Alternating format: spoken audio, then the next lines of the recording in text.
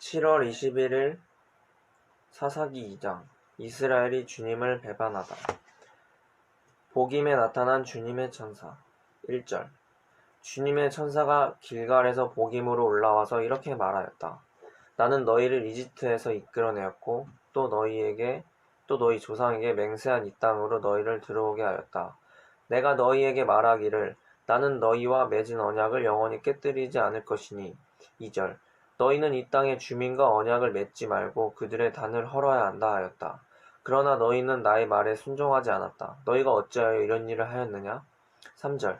내가 다시 말하여준다. 나는 그들을 너희 앞에서 몰아내지 않겠다. 그들은 결국 너희를 찌르는 가시가 되고 그들의 신들은 너희에게 우상을 숭배할 수밖에 없도록 올가매는 올무가 될 것이다. 4절. 주님의 천사가 온 이스라엘 자손에게 이 말을 하였을 때 백성들은 큰 소리로 울었다. 5절. 그래서 그들이 그 장소의 이름을 복임이라 부르고 거기에서 주님께 제사를 드렸다. 여호수아가 죽다. 6절. 여호수아가 모인 백성을 흩어 보낸 뒤에 이스라엘 자손은 각각 자기가 유산으로 받은 땅으로 가서 그 땅을 차지하였다. 7절. 온 백성은 여호수아가 살아있는 동안에 주님을 잘 섬겼다. 그들은 여호수아가 죽은 뒤에도 주님께서 이 이스라엘에게 베푸신 큰 일을 모두 눈으로 직접 본 장로들이 살아있는 동안에는 주님을 잘 섬겼다. 8절. 주님의 종인 눈의 아들 여호수아는 110살에 죽었다. 9절. 그리하여 그들은 그가 유산으로 받은 땅의 경계선한 에브라임 산간지방인 가하스 산 북쪽 딥낫 헤레스에 그를 묻었다. 10절. 그리고 그 세대 사람들도 모두 죽어 조상들에게로 돌아갔다. 그들이 죽은 뒤에 새로운 세대가 일어났는데 그들은 주님을 알지 못하여 주님께서 이스라엘을 돌보신 일도 알지 못하였다. 11절. 이스라엘 자손이 바알 신들을 섬기어 주님께서 보시기에 악한 행동을 일삼았으며. 12절. 이집트 땅에서 그들을 이끌어내 주신 주 조상님의 하나님을 저버리고 주위의 백성들이 섬기는 다른 신들을 따르며 경배하여 주님을 진노하시게 하였다. 13절. 그들은 이렇게 주님을 저버리고 바알과 아스다롯을 섬겼다.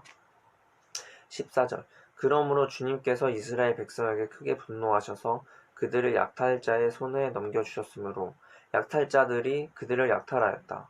또 주님께서는 그들을 주위의 원수들에게 팔아 넘기셨으므로 그들이 다시는 원수들을 당해낼 수 없었다. 15절. 그들이 싸우러 나갈 때마다 주님께서 그들에게 말씀하시고 맹세하신 대로 주님께서 손으로 그들을 쳐서 재앙을 내리셨으므로 그들은 무척 괴로웠다. 16절. 그 뒤에 주님께서는 사사들을 일으키셔서 그들을 약탈자의 손으로 구하여 주셨다. 17절. 그러나 그들은 사사들의 말도 듣지 않고 오히려 음란하게 다른 신들을 섬기며 경배하였다. 그들은 자기 조상이 주님의 명령에 순종하며 걸어온 길에서 빠르게 떠나갔다. 그들은 조상처럼 살지 않았다. 18절. 그러므로 주님께서는 그들을 돌보시려고 사사를 세우실 때마다 그 사사와 함께 계셔서 그 사사가 살아있는 동안에는 그들을 원수들의 손에서 구하여 주셨다. 주님께서 원수들에게 억눌려 괴로움 당하는 그들의 신음소리를 들으시고 그들을 불쌍히 여기셨기 때문이다. 19절. 그러나 사사가 죽으면 백성은 다시 돌아서서 그들의 조상보다 더 타락하여 다른 신들을 따르고 섬기며 그들에게 경배하였다. 그들은 악한 행위와 완악한 행실을 버리지 않았다. 20절. 그러므로 주님께서 이스라엘 백성에게 크게 노하셔서 이렇게 말씀하셨다. 이 백성들이 내가 그들의 조상과 세운 언약을 어기고 나에게 순종하지 않았다. 21절. 그러므로 나도 여호수아가 죽은 뒤에도 남아있는 민족들 가운데 어느 하나라도 더 이상 몰아내지 않겠다. 22절. 이렇게 하셔서 이스라엘 백성이 나 주가 가르쳐준 길을 그들의 조상처럼 충실하게 걸어가는지 가지 않는지는 시험하여 보겠다. 23절. 그러므로 주님께서는 다른 민족들을 얼른 몰아내지 않고 그 땅에 남아있게 하셨으며 여호수아에게도 그들을 넘겨주지 않으셨던 것이다. 바이블 캐스처. 여호수아와 그 세대가 죽은 뒤에 일어난 새로운 세대의 특징은 무엇입니까? 그들은 주님을 알지 못했고 이스라엘을 돌보아 주신 일도 전혀 알지 못합니다. 주님을 저버린 이스라엘 자손들을 구하여 주시려고 주님이 세우신 것은 누구입니까? 바로 사사들입니다. 하지만 그 후손들은 사사의 말을 듣지 않고 그들의 조상처럼 살지 않았습니다. 역사 속에 나라가 일어나고 망하는 사건이 반복되는 것처럼 이스라엘 백성들도 하나님 앞에 은혜를 입고 번제와 타락 이후에 심판을 당하여 회개하여 다시 은혜를 입는 순서가 반복되고 있습니다. 인간의 죄성이 하나님의 거룩함을 온전히 담고 살도록 놔두지 않습니다. 광야에서 훈련받던 조상들과는 달리 고난이 없었던 새로운 이스라엘 민족은 음란함과 술취함과 방탕함을 추구하고 싶은 본능이 쉽게 이끌려갔을 것입니다. 속히 치우쳐 떠나서 그와 같이 생하지 않았더라.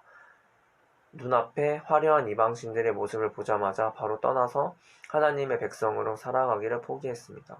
인격적인 하나님께서는 그 연약함을 아시고 아버지가 자녀들을 혼내듯이 이스라엘 백성들에게 징계를 내리시고 그들이 기도할 때 사사들을 보내 회복시켜 주셨습니다. 징계를 멸망당하고 사라지게 하는 것이 아니라 늘 회복시켜서 치우치지 않고 하나님의 백성으로 살아가게 하는 것입니다. 구약에 반복되는 심판과 회복의 종지부를 찍게 해주신 분이 바로 예수 그리스도이십니다. 인간의 죄성과 연약함으로 거룩하게 살 수 없는 우리를 위해 친히 모든 죄를 담당하셨습니다. 그러므로 예수 그리스도를 믿는 믿음이 우리 모두의 회복의 출발점입니다. 예수를 믿어야 삽니다. 그 믿음으로 중심을 잡고 치우치지 않는 여러분이 됐으면 좋겠습니다.